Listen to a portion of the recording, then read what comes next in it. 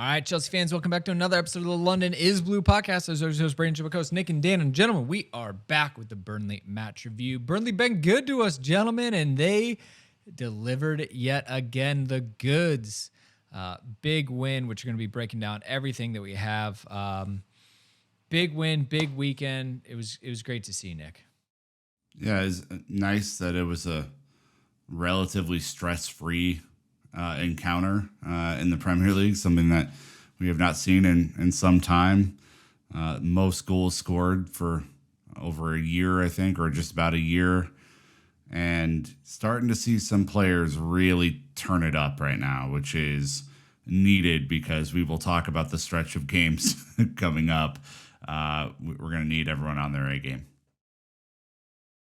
Dan, you skipped it in hopes that you would come back to some good news, and the news was almost as good as the views.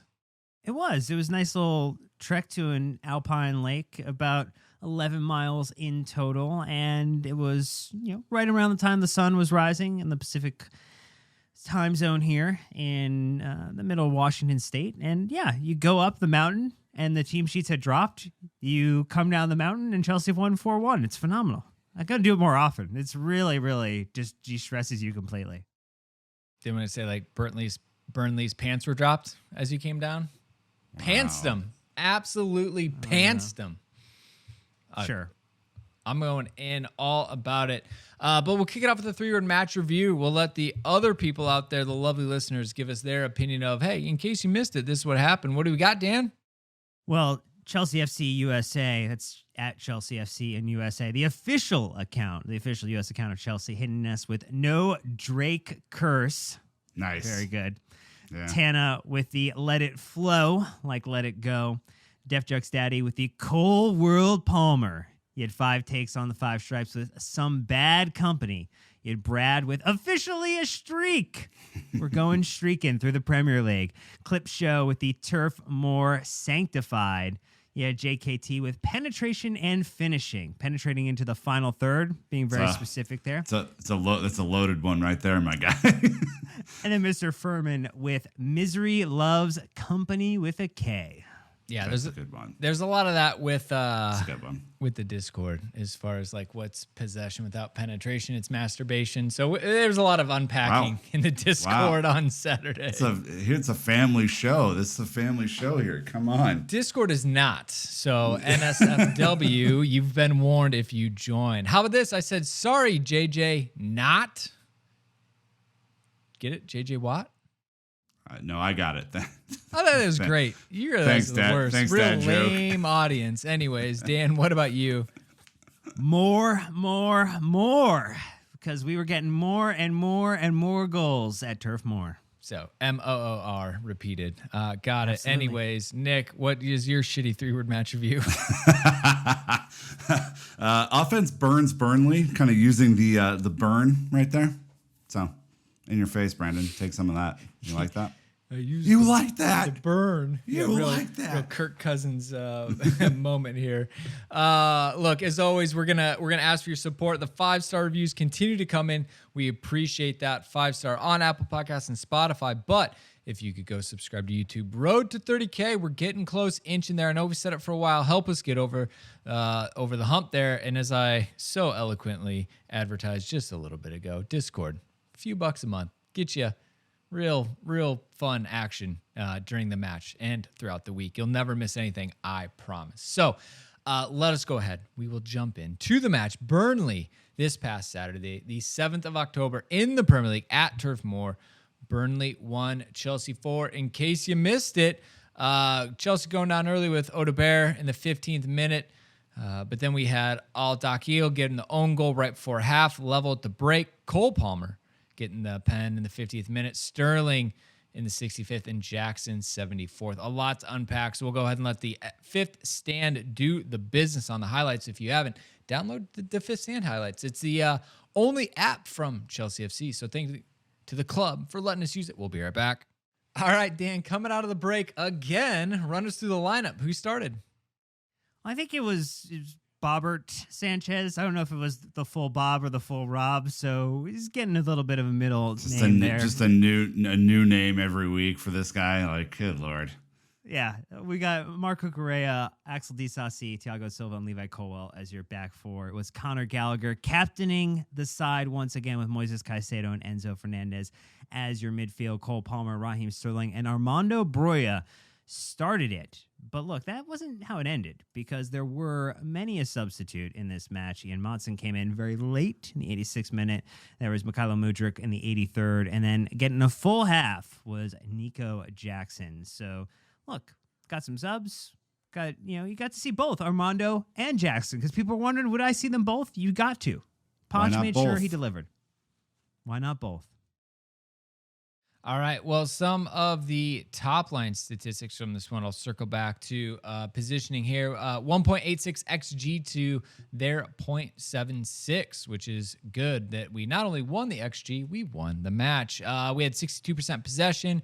We had 9 shots, 5 on target. They actually outshot us with 10 shots, but only 3 on target. And I put out a tweet, essentially in the entire second half, they only had 1 shot on target, but they had like 5 or 6. They were just wailing them from everywhere. I'm sorry, they only had 1 shot inside the box in this second half. So they were taking whatever they could get.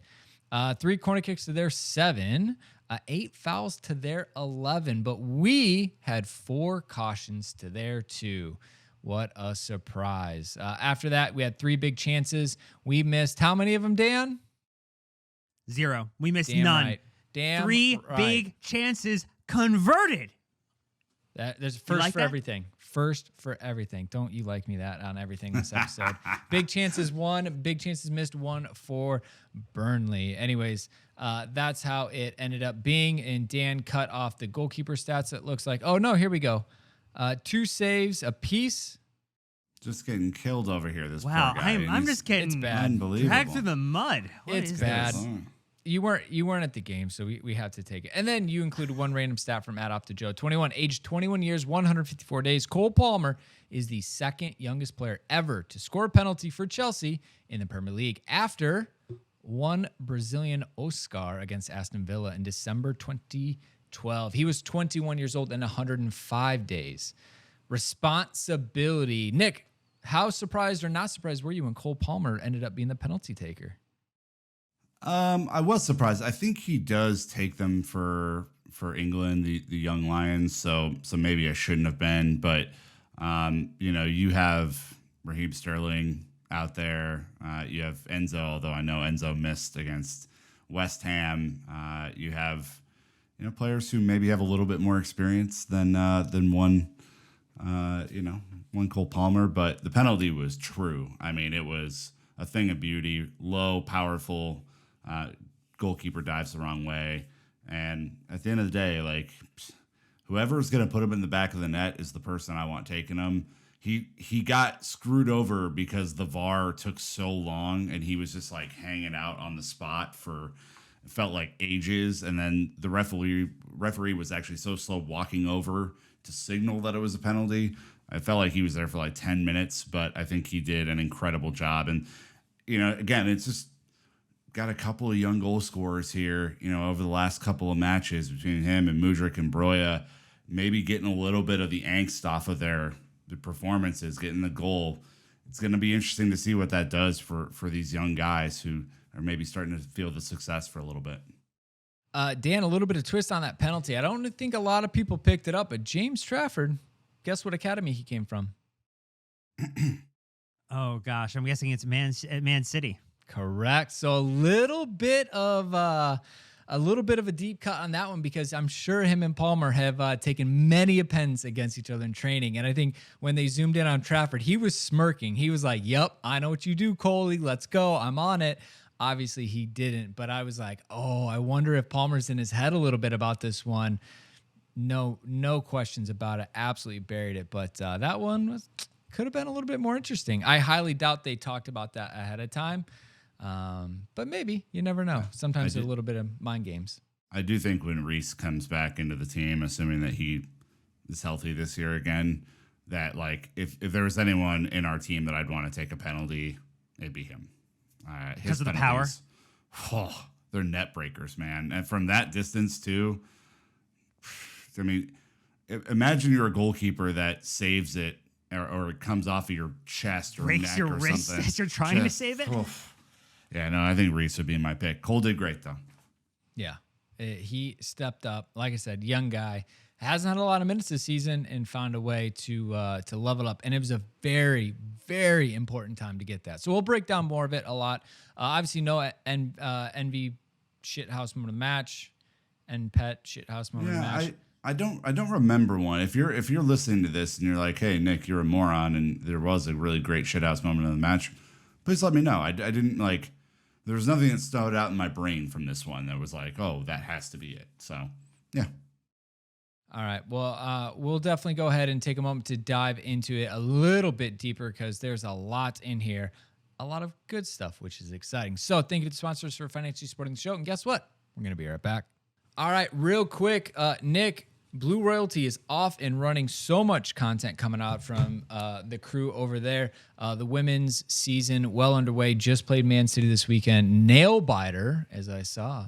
Scrappy draw. Yeah, real scrappy draw, unfortunately. I was a little hungover from the Oktoberfest celebrations to get up at 6:30 to watch that one, but you were quiet in the WhatsApp group. Yeah, I was a little quiet. Yep, a little quiet indeed. Yeah, but Jesse Abdullah and Ollie cover that one, so that'll be on the main feed on Tuesday, but it'll be on the Blue Royalty feed while you're listening to this as well. So go pick that up. They're doing a great job. The women's team is so much fun to cover and mostly positive things to cover. So head on over there, subscribe. You gotta paint that a little bit more positively because that's more points, one, than we took away last season when we went to the mini hod, I think, as some people call it, because it's a tinier ground. That's a positive. One more point than we would have picked up last season. So go celebrate that. Hashtag Girl Gang. Let's go. And shout out, Dan, you and Sam, CFC Central, are doing these preview pods, which are popping. You guys are going way in depth. And how many predictions were right this time? Look, I'm not going to say they were all right. They weren't, you know, many people are saying that a lot of the predictions came true. They're saying it's some of the best predictions that have been made on a podcast about Chelsea are the ones that Sam and I are making on those episodes. So much time trying to predict who was going to start at striker, and it was not the one that you picked. Frankly, I was on your side on that one, but when I saw the lineup come through, I was like, oh, poor Sam. Just never had a prayer, unfortunately.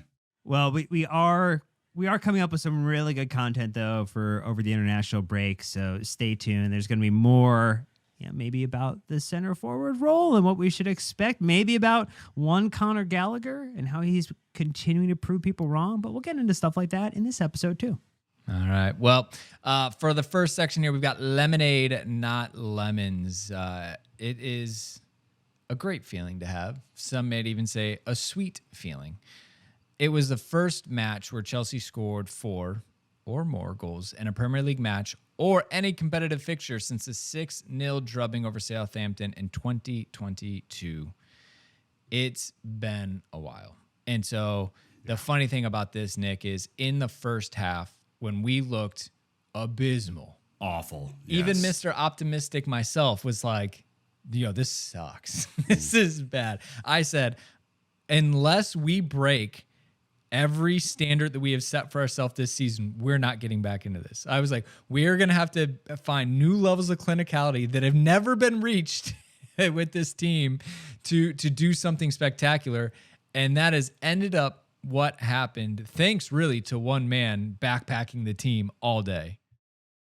Yeah, I mean, the first half was just dire in a lot of ways. It was slow. It was mistake-riddled. It felt like Chelsea had no momentum going into this game, and that shouldn't have been the case when we had won a couple on the trot. And Burnley looked like they were going to start. And it was like probably the 30th minute or so where Chelsea finally started to play some football. Obviously, Raheem Sterling being the star boy on the day. He was the only good part of that first half for me personally. I thought that, he was at least trying to get in behind. He was at least trying to dribble, although his dribbling is leaves something to be desired at times for sure. And, look, fair play to him. We don't see it consistently enough, but he legitimately did put the team on his shoulders and willed us to an equalizer in the first half. Of course, we're very fortunate for that deflection. But, you go into halftime, Dan, at 1-1, feeling like you stole one a little bit. And that, Sure. I think the response that you saw after halftime was complete and utter domination.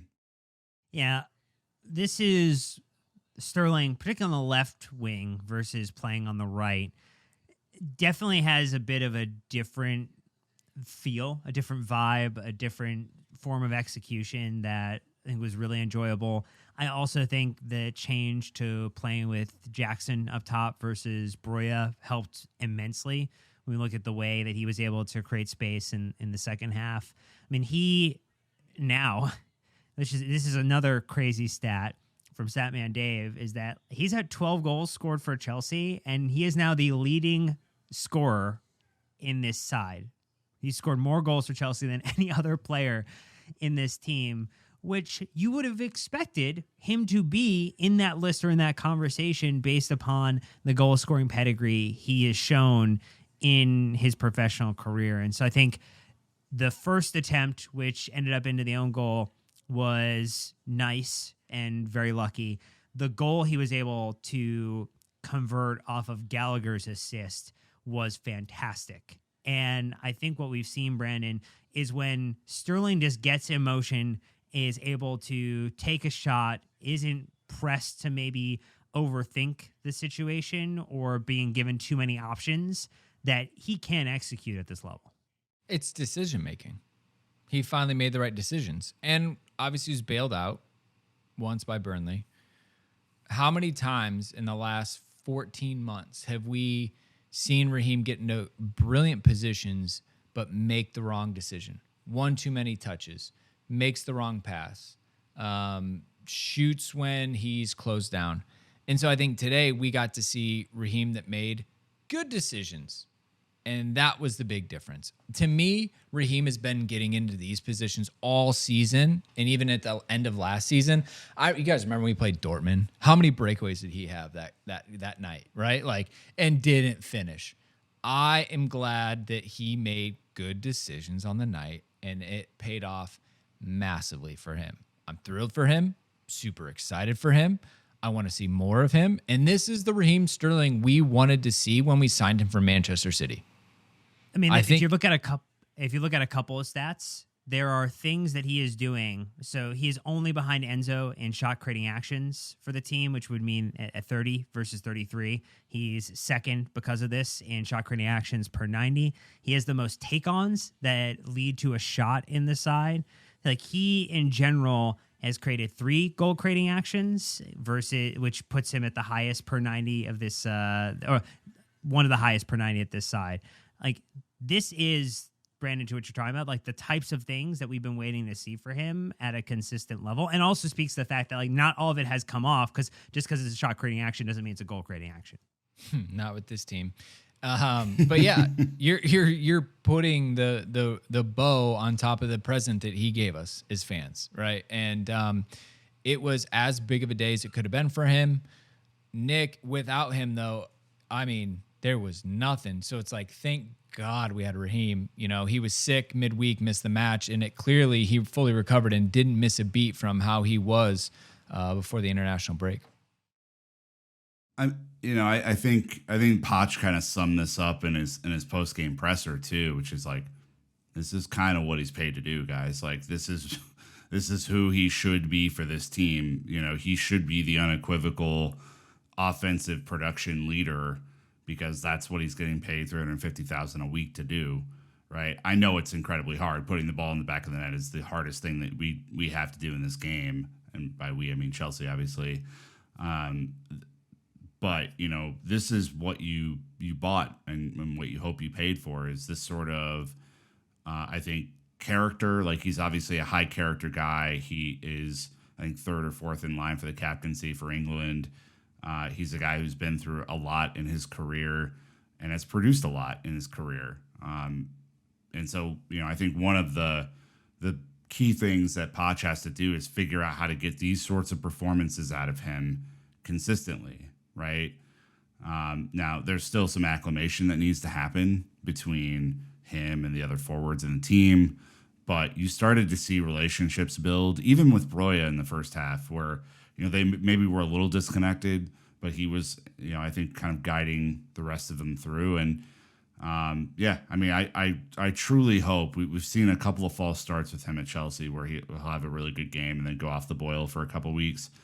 I truly, truly hope that this is the start of him having a 15 or 20 goal sort of output for Chelsea, a handful of assists in there. Some of his passing yesterday was way better than the goal contribution to me. Like, some of his final third passing was just on the perfect spot, and that to me is what he's paid for. So let's hope it's a big crystallizing moment, because God, we need it in the offensive third. Oof. Well, thank you, Raheem Sterling, for the work in this match.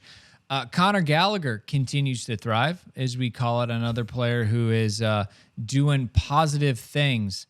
Dan, you've got my man's heat map here, and quadrilateral is what I see. All right, literally wing to wing, box to box. That is where Conor Gallagher played yesterday. It is double that of Moises Caicedo. It is probably at least a third bigger than Enzo Fernandez's. It is just impressive. All of it's funny on these maps, they have circles and triangles and diamonds in different colors because all of those things mean a different action. His is lit up like a Christmas tree because, again, he's offense, defense, transition, just involved absolutely everywhere. What have you made of Conor Gallagher? I know you watched the highlights back. A little bit quieter. No, I watched the full match. What are you talking about? This isn't 2 times speed? 1.5, but that's just because the commentary is not super awesome at times. But you missed nothing in that department. Look, his name isn't Enzo, his name isn't Caicedo, but Conor Gallagher absolutely continues to shine, continues to thrive, continues to find value. I think Pochettino is finding value in what Conor Gallagher is doing on the pitch for Chelsea. You need a clearance, he's there. You need a block, he's there. You need a turnover to push the attack forward, he's there. You need a delicious pass that's served right up to Raheem Sterling where all he has to do is kick it in. He's got that too. Like, his locker is filled with all of these things that you would want. And I get it, right? Like, I don't want to even indulge in the fact that there's just people who don't see it.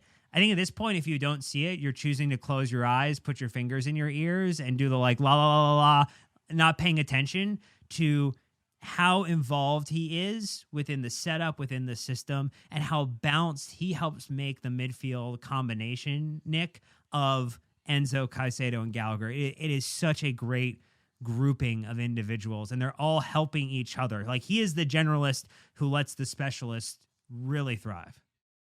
Well, allow me to help paint a picture, maybe in better comparison for folks who are not yet believers in the Conor Gallagher movement Supremacy? at Chelsea. Yes, well, we'll see. I mean, obviously there's a little ways to go here, but quick heat map comparison to Declan Rice, a player that everyone knows that I am incredibly fond of and love a ton because I think he's a phenomenal footballer. Just a handful of stats here. No big deal. Declan has about 92% pass completion. Connor's at about 88. Okay, so a little bit less. Tackles. You'd probably guess that Declan Rice was a much better tackler, right? Conor almost 2x's him in tackles, 3.8 to 2.5. Headers won, it's not even close. Declan's the much taller player. Connor's winning 67% of his headers to Declan's 40%. Let's see, through balls, another key statistic for midfielders, just kind of picking some out here. Conor has more with 0.27 than Declan's 0.12. The heat map is basically a lot of blue. Declan is the better progressive carrier of the ball, and he legitimately, I think, fouls more than Conor by a pretty significant, margin. Those are Conor fouls more, yeah. But like, these are, I think if you would have looked at the 110 million pound Declan Rice signing for Arsenal, which I did with great despair, and you look at what Conor Gallagher's doing, He's basically level on interceptions. He's level on successful dribbles, like all this sort of stuff. He's a really, really good player, and he has more key passes in every game. So does that help everyone so far? I'll poke the bear on this a little bit of saying he is, for all intents and purposes, playing as the attacking mid in this 4-3-3. Do we agree with that?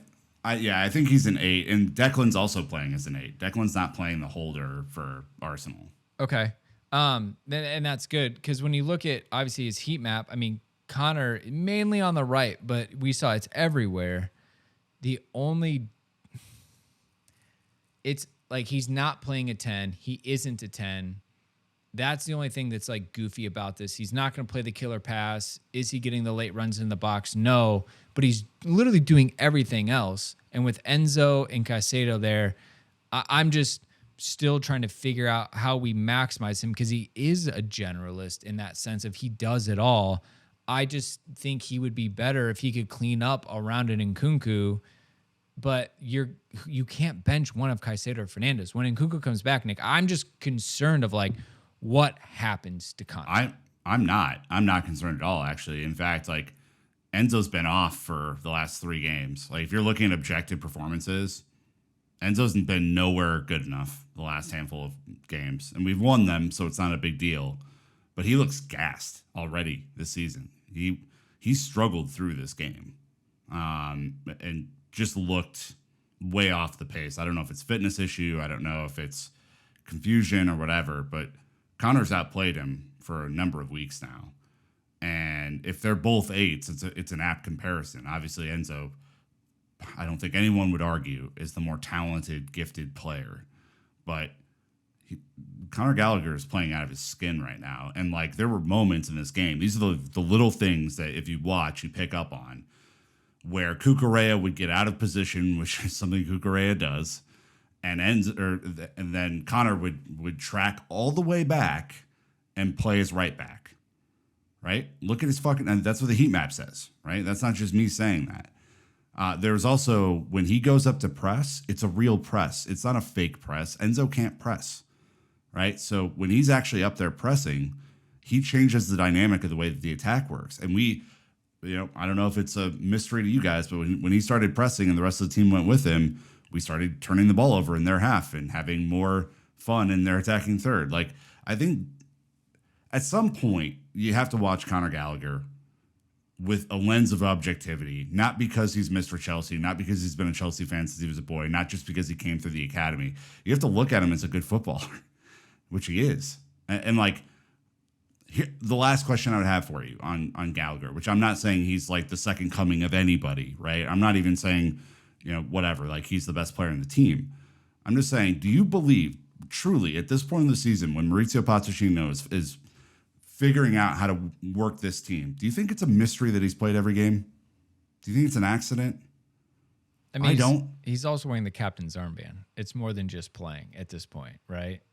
But like he has the trust, and yeah. So this is interesting. Like, just final comparison, and Dan, you can choose to take this or not. It is just really interesting the differences in these guys. Conor with 63 touches, Enzo with 105. Conor with 34 of 36 passing for 94%, which you said. Enzo 81 for 87 at 93%. Now there's a lot of stuff on here that, they don't do, like to your point, ground duels, Enzo 6 of 9, Conor 7 of 13, but like interceptions, tackles, and those things, like Enzo's nowhere to be seen on those stat lines. But again, Dan, like Enzo is aggressively involved every single time you have possession. The final whatever isn't there, which to me, and I think Nick is saying the same, all of the other stuff that Conor does accumulates into a better performance. It's the intangible element, right? It's trying to quantify the impact, and it's hard if you're trying to distill it all in the stats. Like, this is the Venn overlap between Nick Verlaney's eye test and the stats we get from FBref or SofaScore or wherever you get them, is that Conor Gallagher lives in that center where if you pay attention to the stats, you pay attention to the eye test, you might need to squint if you're trying to be, feel like you gotta have a grudge maybe against Conor. But if you squint long enough, I guarantee you're going to see how he's benefiting the side with his presence there. And look, I mean, Enzo's a whole different type of player. The offense does go through him, obviously, because he has the wand of a left foot. But a midfielder is expected to do more than just pass the ball forward, especially in this system. Like, I think we've seen what Maurizio wants our midfield to do, right? Caicedo's obviously the ball winner in the midfield, but Conor's doing some of that work too, right? And Conor's press is not something to be joked about.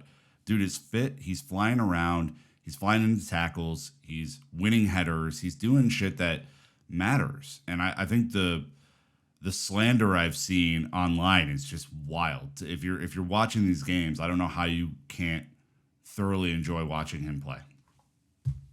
All right. The only thing I'd question is his choice in dogs, but let's be honest, he didn't choose that dog. So, anyways, we'll let that slide. Let's go ahead and take a break. It's a big fluffy dog. Anything else, Dan, or should we move? No, we should get ready to talk about Cole World Palmer in a few seconds. All right. Well, thank you to the sponsors for supporting the show financially, and we'll be right back.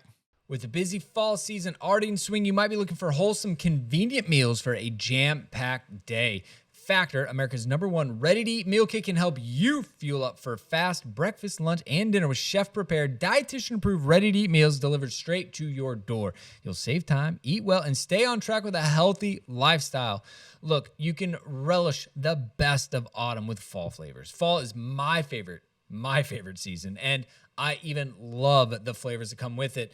For a limited time only, you can enjoy some hearty, comforting meals featuring seasonal veggies like cranberry pecan chicken, apple Dijon pork chops, ready in just 2 minutes. Will satisfy your fall cravings during the busy season without the hassle. You can even level up with the Gourmet Plus options prepared to perfection by chefs and ready to eat in record time. Treat yourself to upscale meals with premium ingredients like broccolini, leeks, truffle butter, and asparagus. Look, if you want to save 50% off this October, get Factor and enjoy eating well without the hassle. All you have to do is choose your meals, enjoy the fresh, flavor-packed meals delivered to your door. Ready in how many minutes? 2. And no mess. So head to factormeals.com/LondonIsBlue50. Use code LondonIsBlue50 to get 50% off. That's code LondonIsBlue50 at factormeals.com/LondonIsBlue50 to get that discount. You'll enjoy it. I did. They're delicious. You won't go wrong. Check it out. All right, as Dan teased out there, we've got part 2 on the good players playing good. Cole World Palmer. What do you want to say about him, Dan? Man, I mean, I don't know. I don't want to get to the Jason Cundy quote just yet, but man, oh man, Cole Palmer is a really fun player to watch. I think he was probably, maybe next to Lavia, I think the signing that had the most question marks from supporters, from journalists, from the footballing community questioning, why are Chelsea paying this much money for this player, younger, unproven? I mean, when you think about the amount of games that Cole Palmer had played in the actual Premier League, like, it was not a lot. It was, 370 minutes in one season, 123 minutes in another, 18 total appearances, 3 total starts. Like, it was not a lot of time that he has spent playing professional football, or, at least Premier League level football for Manchester City before this season. And he is proving that any of us who maybe question this, that we're starting to see what he can do on a consistent run. I mean, Paul Mearson really liked his penalty, Nick. And go on, Merce. Come on, man. And, he had just great awareness when he's in the box. He's very comfortable. It feels like the game is maybe just a little slower for him at times. Like, he has the ability to give himself that extra moment, whether it's the way that he kind of thinks or tricks somebody into thinking he's going to go forward, stops, resets, finds the right pass. Like, just the footballing IQ, the acumen. I don't know, it's all great, Nick. I think I'm running out of positive things to say. Yeah, I mean, I don't think this was a phenomenal performance from him. To be candid, like, I think the first half was really, really tough for him. He looked off the pace in in a lot of the pass to play. Second half, though, was a whole different deal. I think that penalty gave him, a little bit of a boost, and then just rewatch that pass that he makes to Nico for the last goal in slow mo. Time stopped for him. Like, he had the ball shifted. He knew exactly where he was going to put it. Pardon me. And the ball is perfect right to Nico in a very tight window. And it's like, it's not hard to see why he's playing on that side right now. I mean, some of the movement is great, but his passing accuracy is ridiculous. And he had a couple of in-swingers on his left foot from that right side, which, I think is a really hard ball to defend. That if you get one head on that thing, it's a goal. Again, I don't think this was his best performance in a Chelsea shirt, but the fact that he got a goal, the fact that he got an assist, tells you there's a big future for this kid. And it's just all about kind of developing some of those faster starts in games, because you really can't argue with the output at the end of the day. But I think it was just a little slow. He comparison had 56 touches. And 81% of the accurate passes, 30 for 37. He had 2 key passes. Didn't connect on either of his crosses, which is interesting. That's the stat they're going with. Long balls, though, he was 4 for 6 with a big chance created. That's what Cole Palmer is good at. You want to know what he's not good at? Ground duels 1, 0 for 8. Possession loss, 17. Dribbled pass once. But what I'd say, especially about the possession loss, 17. That's a lot. What Cole Palmer is expected to do is create things. He is in a place where he needs to take people on one-on-one. He needs to be able to create something out of nothing, do things in tight spaces. And I do think that's what we got, right? The majority of his heat map was just on the other side of the halfway line, and they're attacking half. And so that shows me he was not like up the line in space. Raheem's heat map is completely different. Cole Palmer had to track back, come get the ball from Cucurella. He had to defend more than Raheem Sterling did. For whatever reason this day, Cole was asked to do a lot more than just attack, and I think that was a big part of it. But again, stepped up, got the goal, got the assist, a really good day. I think we're starting to really get excited about this young player that kind of came in a little bit of a surprise, which has been great. It just shows the scouting department, 40 million, whatever, bit of a bargain if we can continue on this thing as well. Quick clickbait: is Palmer an upgrade on Kai Havertz? I mean, I don't know. You got to take it from where it's from, because Jason Cundy was the one who said, quote, Cole Palmer is turning out to be the player we hoped Kai Havertz would be. He looks a class act, end quote. Isn't that tough? Like, Kai scored the Champions League winning goal. Like, he's always got that as a Chelsea fan. Are we okay that he left? Yes. Are we excited about Cole Palmer? Yes. But that's just being a fan or a supporter, right? You quickly forget those who have left to go to new pastures, and you quickly embrace to the ones that are in your side of the field. I mean, Nick, I have not seen you hesitate that hard in a while. I mean, we're 5 games in? I can't, is it possible that we could all just chill out about this guy and just let him develop? Look, boring. It does. I also don't think they're the same exact kind of player. It's like a hard comparison, right? I mean, Kai's more of a second striker, or they say he's an 8. He doesn't. He's not an 8. The whole thing always bothered me. But Palmer's a winger. He's a creative attacking midfielder. He has a ton of dribbling ability. He clearly knows how to use his body to shield the ball. He knows how to retain the ball in difficult circumstances. He knows how to take on players.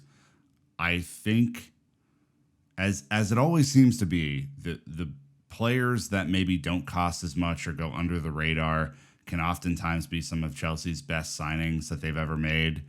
And I'm not saying he's even going to be that, but it could be one of those scenarios where we spent all this money on attackers, spent $100 million on Lukaku and all this sort of stuff. And just under the radar, kind of near deadline day, Dan, he could come in and potentially, help this team figure out what's been ailing us in the final third, which would be a miracle.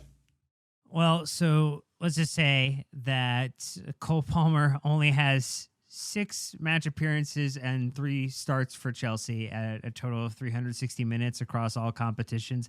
Kai Havertz had 137, 100 of them were starts, 8,800, almost 9,000 minutes, total 44 goal and assist contributions.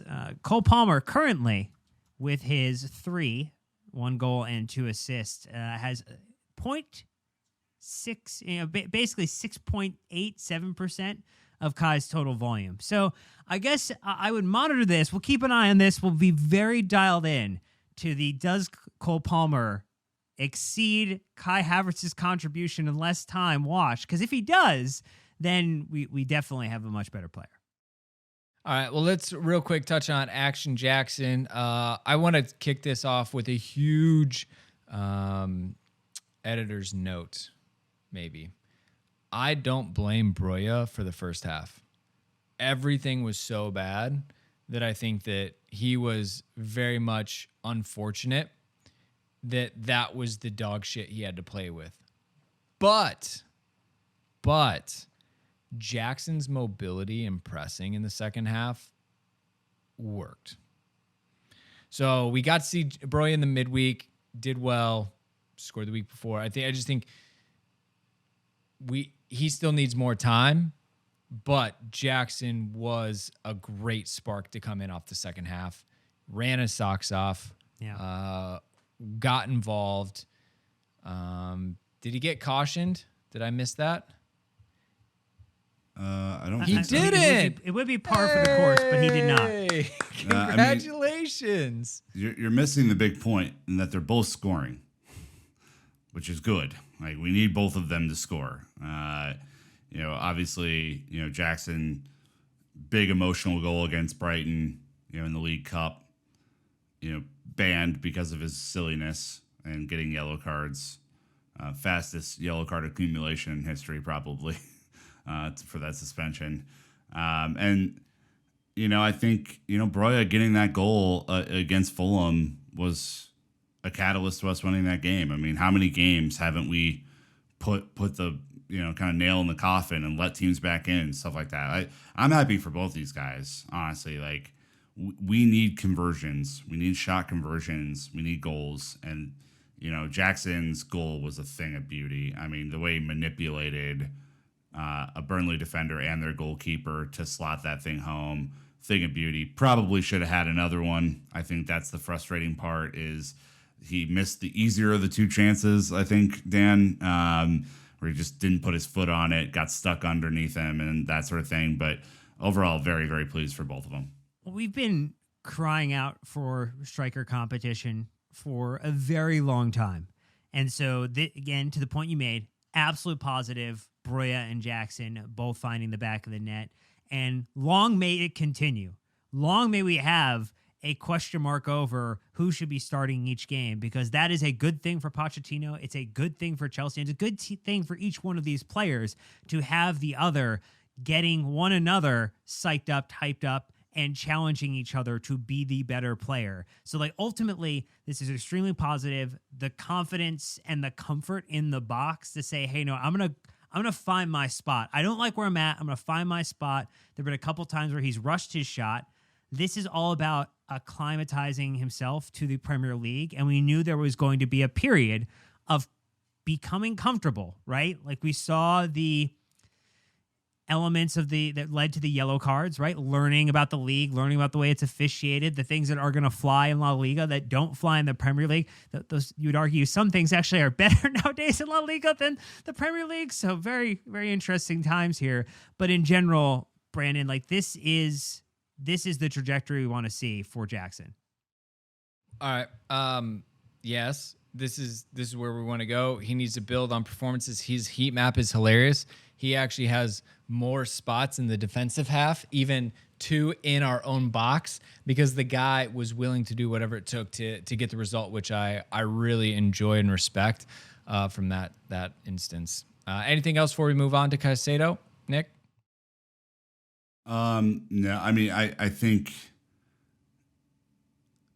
again, take these goals as they are. I think it's a difficult thing. Obviously, scoring against Brighton is much more difficult than scoring against Burnley for Jackson.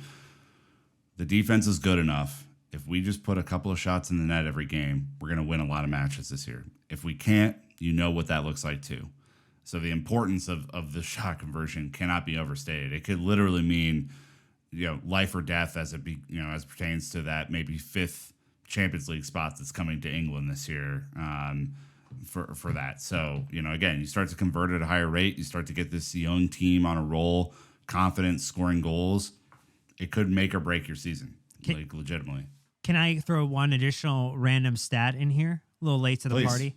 So on 10 goals compared to the 38 we had all in the entirety of the Premier League season, we are currently at 26% of the total volume of goals that we scored all of last Premier League season. This is phenomenal. This is great. That's wild. And just reminds me about what all went wrong last season. Hey, real quick on Moises Caicedo. If you want to see a great heat map, go for it.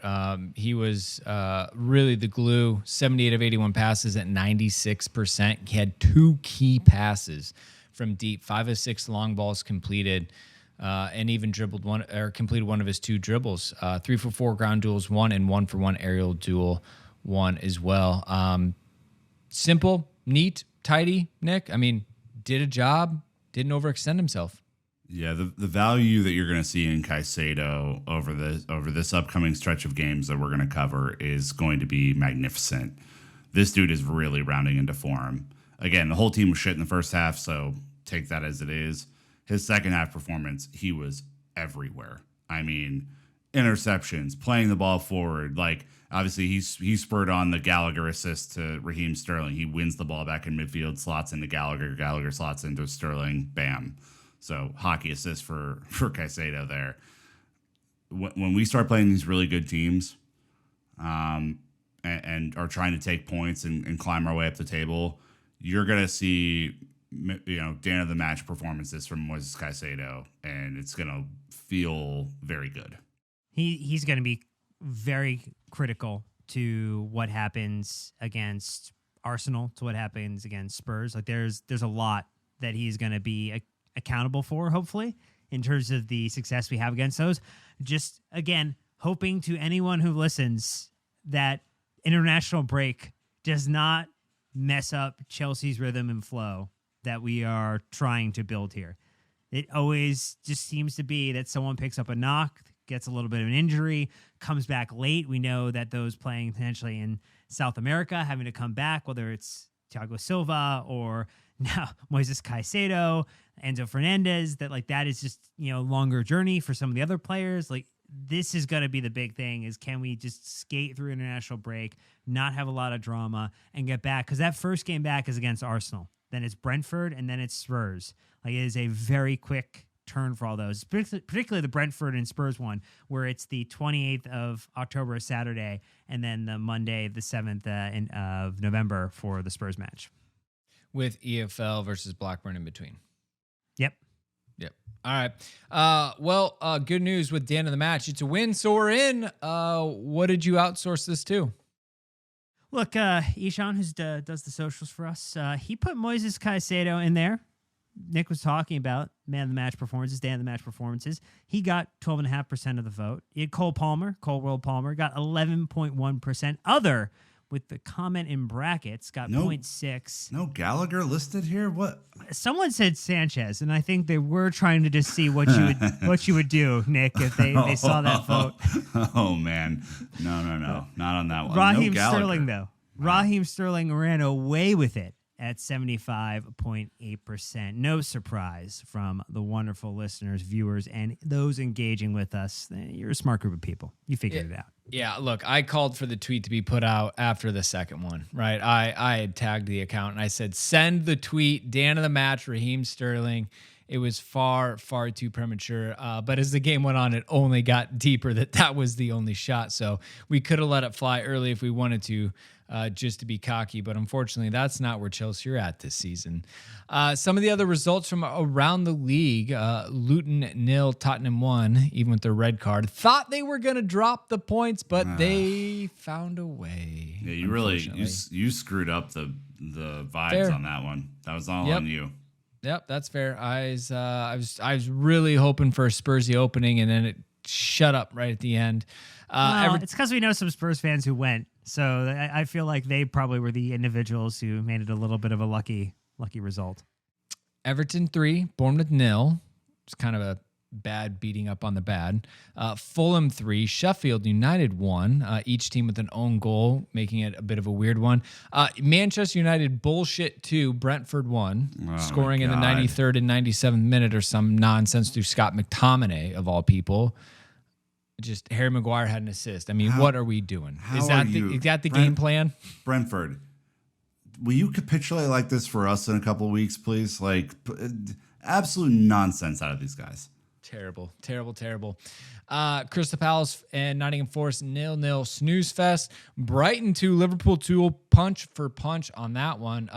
Essentially, Mohamed Salah with 2 back-to-back goals in essentially 2 minutes to keep their hopes alive. West Ham 2, Newcastle 2. A little bit. I mean, it was a good match between them. West Ham definitely reaching up on that one. Newcastle, I don't know. They're big week in Paris, but the league, Nick, is not really there for them. But I think it is because they're distracted by all these shiny lights with the Champions League.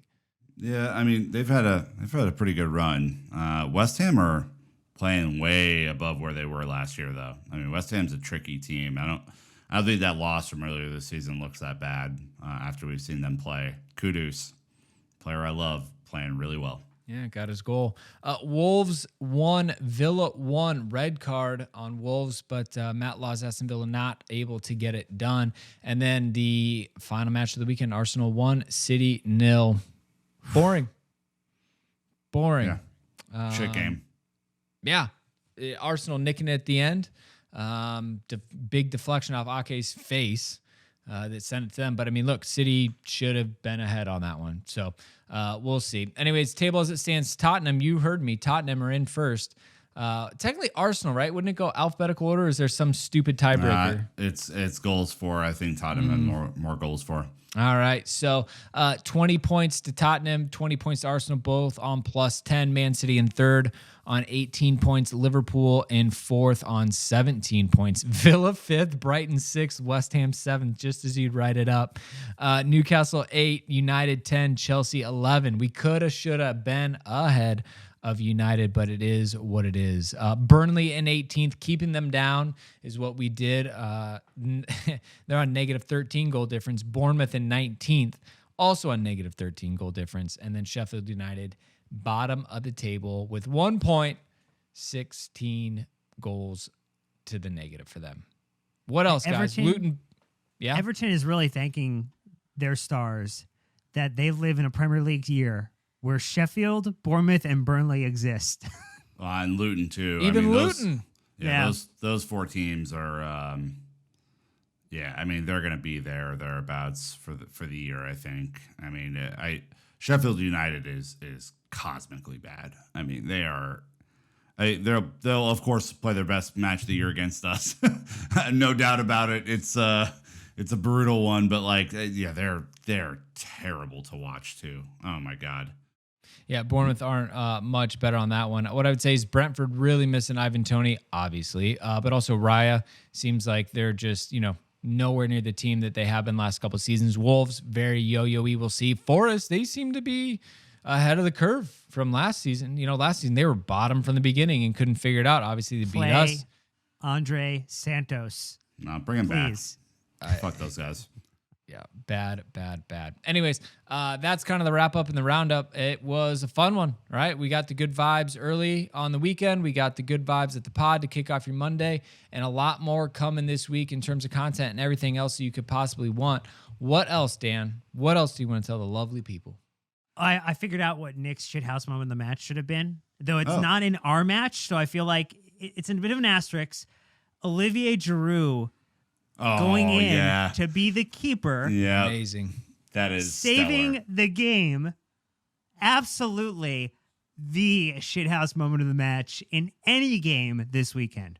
Love that man. I really do. I mean, you want to talk about a guy who just, I never thought I was going to like a former Arsenal player like that. And he just became so integral to Chelsea and has just, you want to talk about a storied career. That dude, unfucking believable. World Cup winner, France's all-time leading goal scorer, Champions League winner at Chelsea, FA Cup winner at a winner, pure and simple. I love Olivier Giroud. Yeah, would not mind him at all. Looked good in goal, dove at an attacker's feet, very brave, protected the bonnet though, which is good as he shielded himself away from getting kicked in the face. You can't get the moneymaker fucked up. No. Credit to Milan, they added him on their website to the roster of goalkeepers as well, so that was clever. I'm enjoying that. That's good. All right, well, hey, that's going to wrap us up. We got a lot of content coming at you this week. I got Matt Law locked in, so he'll be joining me. We got Blue Royalty. What else we got this week? We got a bunch of good stuff. We have the Blue Royalty October mailbag coming Thursday. We obviously have the match review. And then it looks like perhaps a little CFC Central this week as well, Dan. Yeah, stay tuned. Buddy. Topic TBD. All We're right. recording a bunch of stuff. Just the order is up for debate. Well, you can trust us at this point. Share it with a friend. Bring more Chelsea fans into the fold. We'd appreciate it. Hope you've enjoyed it. Connect with us on social media. Obviously, Discord is the easiest way to get a hold of us. But look, Chelsea fans, we're here, lapping it up, on a bit of a run. Let's keep the good vibes going. So until next time, you know what to do. Keep the blue flag flying high.